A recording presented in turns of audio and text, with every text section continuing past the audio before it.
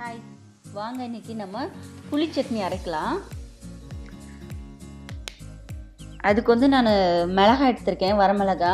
காரத்துக்கு ஏற்ற மாதிரி நிறைய காரம் வேணால் இன்னும் 4 மிளகாய் சேர்த்துக்கலாம். நீங்கள் பூண்டு ரெண்டு பூண்டு எடுத்திருக்கேன். புளி தான் இதுக்கு நிறைய வேணும். புளி சட்னினால புளி நிறைய போடணும். நம்ம இதில் நீங்கள் கருவேப்பிலை போட்டுக்கலாம். என்கிட்ட கருவேப்பிலை இல்லாதனால நான் போடலை.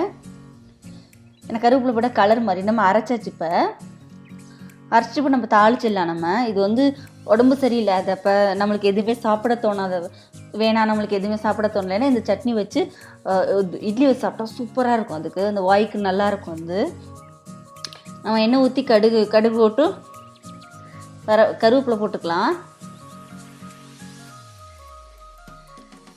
கருவேப்பிலை போட்டு அதில் அதை கொட்டி நல்லா வதக்கிடலாம். நம்ம சூப்பராக இருந்துச்சு. சட்னி நல்லா இருந்துச்சு. நல்லா புளிப்பாக இருக்கும். நம்ம புளிப்பு காரம் சேர்த்துருக்கனால நல்லா புளிப்பாக இருந்துச்சு. அந்த புளி நிறைய போட்டதுனால சூப்பராக இருந்துச்சு. இந்த சட்னி வதக்கணும். நம்மளுக்கு வதக்குனா தான் அந்த தொக்கு மாதிரி ஒரு மாதிரி நல்லா இருக்கும். அது வதக்காமல் வெறுதாக பச்சோன்னா அந்த மாதிரி தண்ணி மாதிரி தான் இருக்கும். இது ஒரு டேஸ்ட்டாக இருக்கும். நம்ம வதக்கி சாப்பிட்டோன்னா நல்லெண்ணெய் தான் ஊற்றினேன் நான். நல்லா ரொம்ப வதக்கணும் இல்லை, கொஞ்சம் தண்ணி ஊற்றி மிக்ஸ் பண்ணி நம்ம நல்லா வதக்கிக்கலாம்.